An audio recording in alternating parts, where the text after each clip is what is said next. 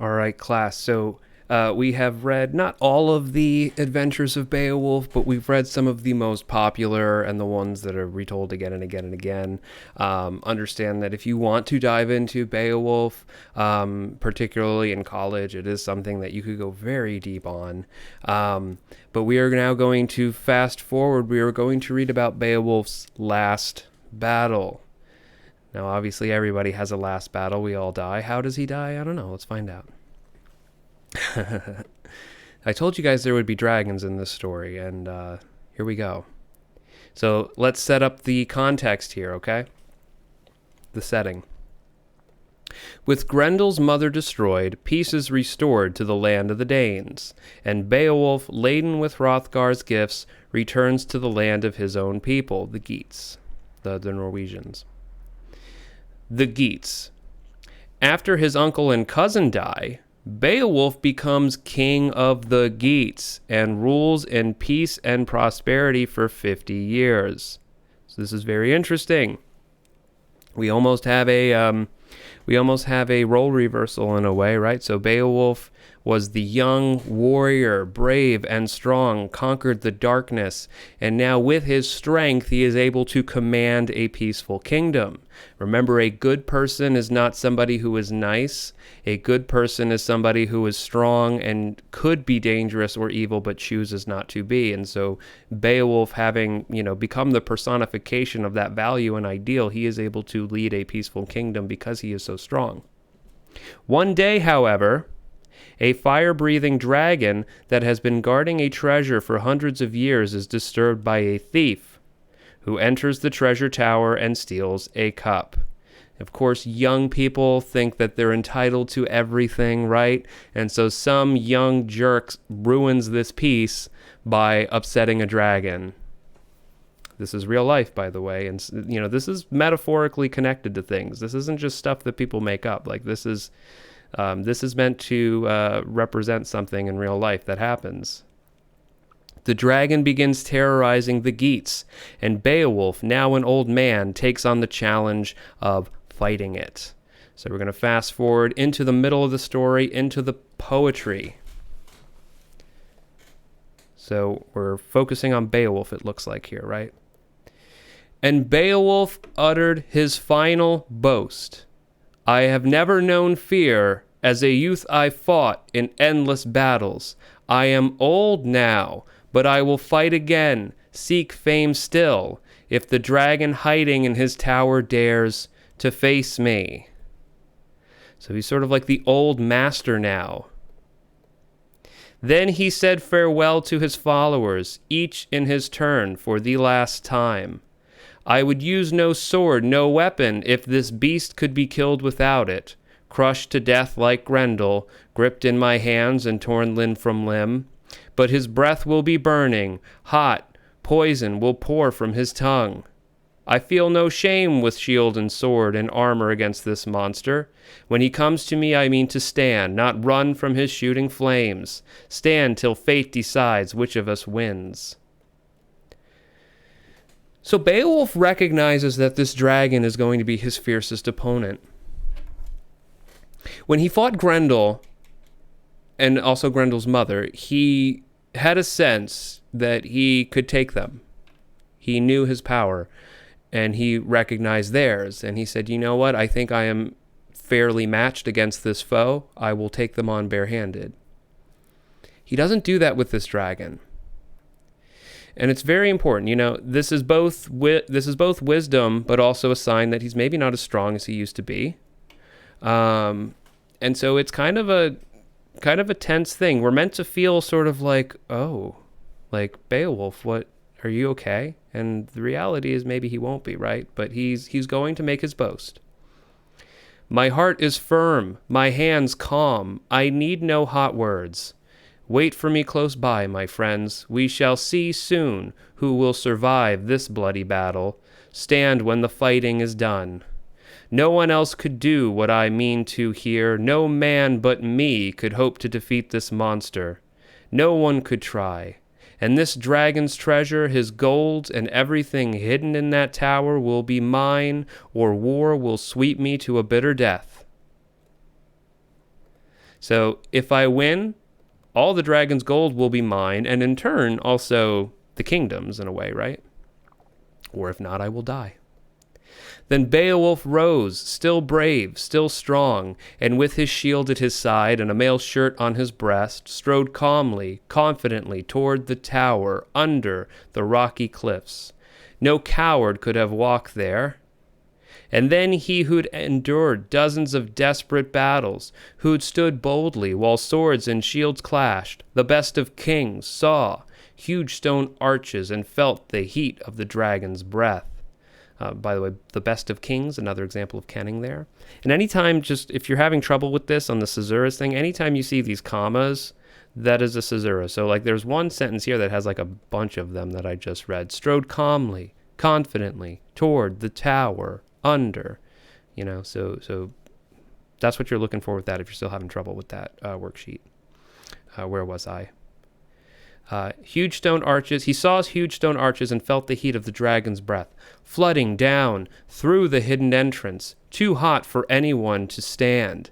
A streaming current of fire and smoke that blocked all passage. And the Geats, lord and leader, angry, lowered his sword and roared out a battle cry. A call so loud and clear that it reached through the hoary rock, hung in the dragon's ear. So basically he stands in front of the dragon's lair and he lets out a barbaric yelp, like, raw, and like the dragon hears it and stirs. The beast rose angry, knowing a man had come, and then nothing but war could have followed.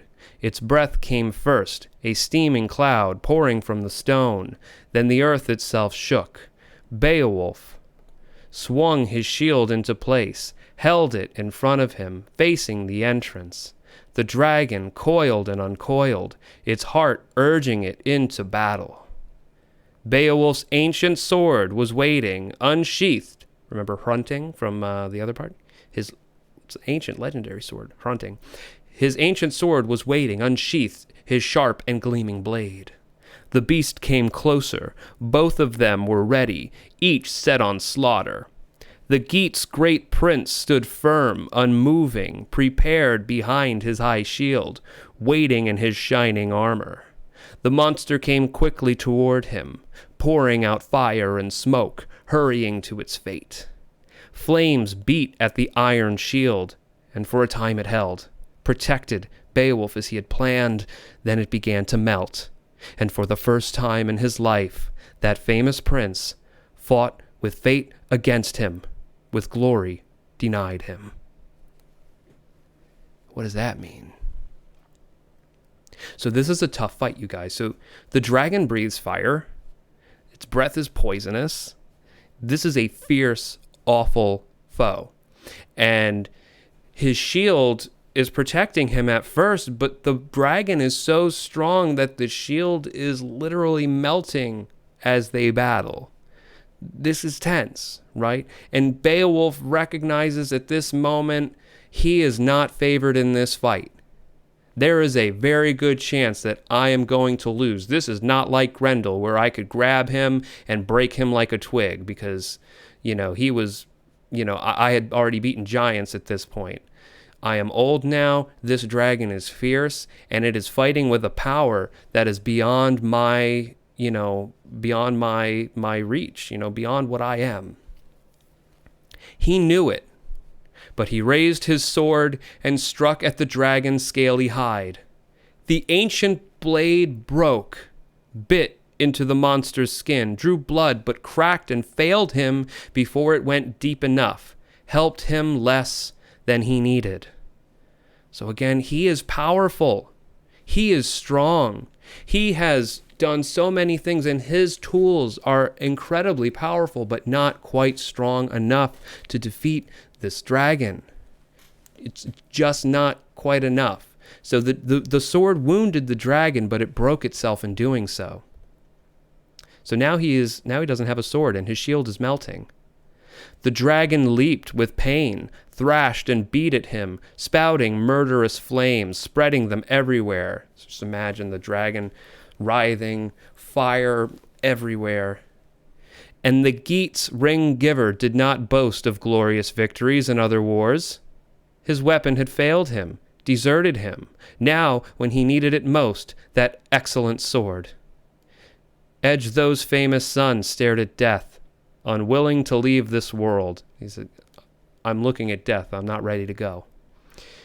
Unwilling to leave this world, to exchange it for a dwelling in some distant place, a journey into darkness that all men must make, as death ends their few brief hours on earth.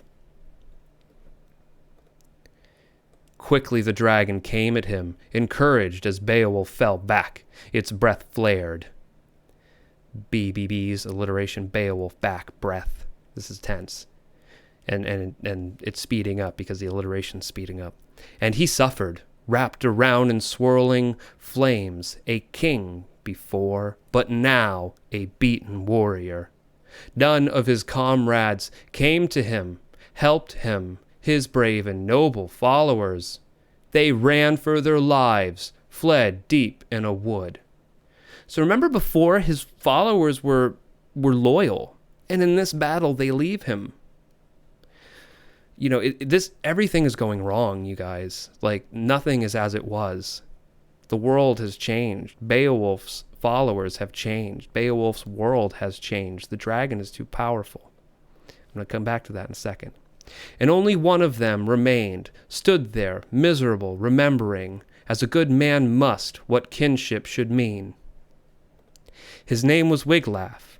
He was Wexton's son and a good soldier. His family had been Swedish once. Watching Beowulf, he could see how his king was suffering, burning, remembering everything his lord and cousin had given him. Armor and gold and the great estates Wexton's family enjoyed. Wiglaf's mind was made up. He raised his yellow shield and drew his sword. This is very important, guys. So what's going on here, and why do I think it's important? So Beowulf's men have left him. These are the men who have followed him for his entire life. Beowulf's tools have failed him in the face of this dragon, a new foe from a new time and a new era that is just too much for him.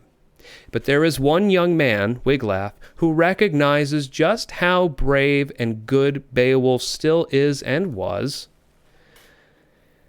And Wiglaf decides to help in this moment after Beowulf's old loyal friends have abandoned him. And this is like a cycle of life. I'm going to use our present moment as an example. I'm speaking right now. If I'm still using these videos 5 years from now, understand I'm recording this in the year 2020. And teaching is going through this massive shift. We're all trying to do stuff online. And I need you guys to understand that, like, this situation is like the dragon.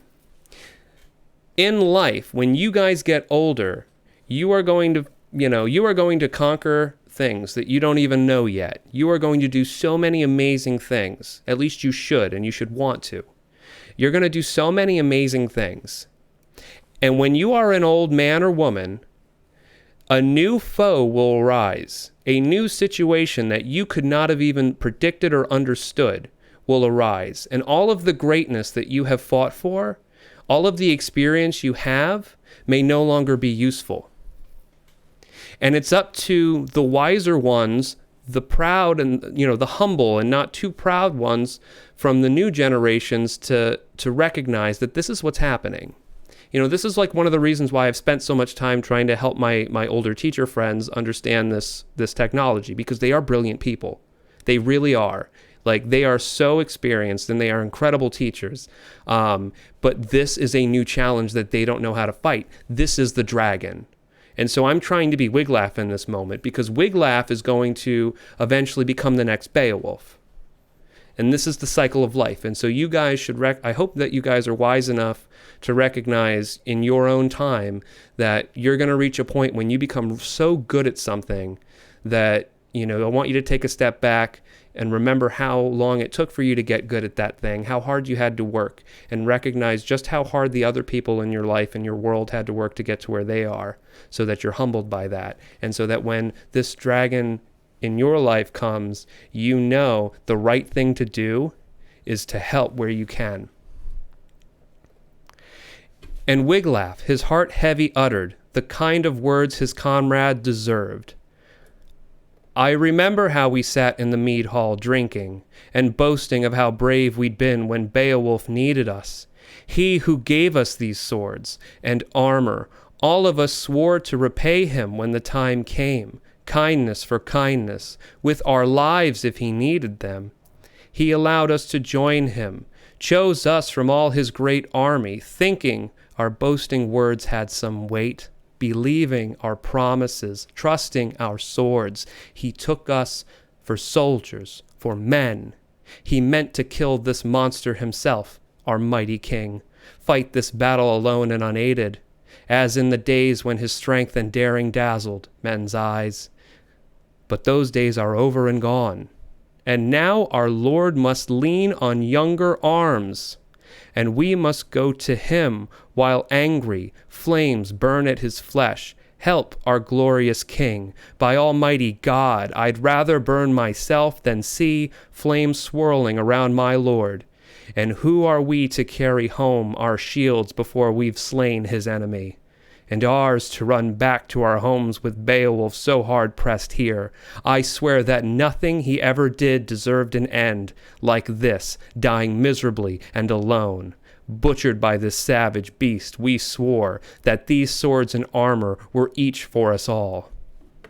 I'm emotional reading this because, again, this is that message, This man, this great man, has fought so hard to get to where he is and to be the man he is, and he has given so much to us and has tried to give so much to us. And Wiglaf is recognizing and respecting the fact that Beowulf is an expert, he is a great man, and he deserves respect, while all the other men were too afraid of the monster and they ran. And so I'm going to stop here. But reflect on some of this. I actually got to start class in like 10 minutes, so I'll finish reading this later.